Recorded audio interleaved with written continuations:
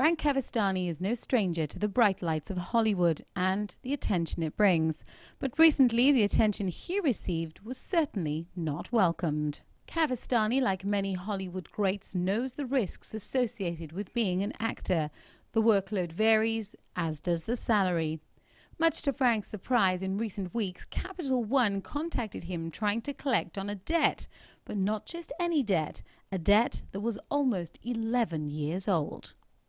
They said at the time, we're charging off this account, right? And they admitted to me on the phone recently that they actually didn't send it to collection. So they charged it off, closed the account, wrote it off to taxes, and I didn't hear from them again for the last 10 years.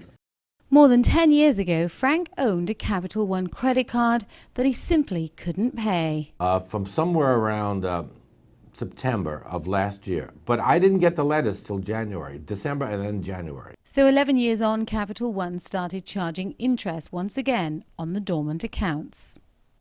They said at the time, we're charging off this account, right? And they admitted to me on the phone recently that they actually didn't send it to collection. So they charged it off, closed the account, wrote it off to taxes, and I didn't hear from them again. Capital One claimed that the introduction of the HR 4173, otherwise referred to as the Frank Dodd Bill, allowed them to collect on old bills.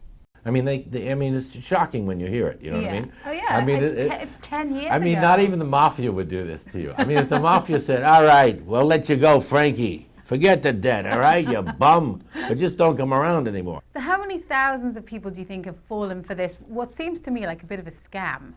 Well, it is a bit of a scam. It's very tricky, you know what I mean? Frank was finally told that the interest Capital One were charging was 11%.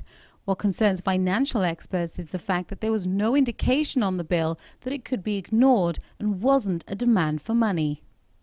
Well, I would advise either a consumer or a friend to make sure that they understand that there are statutes of limitations regarding credit cards.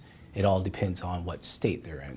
Capital One and a lot of creditors are out there. They basically go fishing, okay? For anybody who just goes ahead and to respond to it or just start sending a payment, there's a ton of people out there who respond and just start sending money. So that's like free money to them, basically. It seems that Frank is just one of thousands of consumers who has received this type of letter from Capital One. The lesson to be learned here is seek legal advice if an old debt lands in your mailbox. Reporting for EbruNews, this is Rachel Harvey-Jones.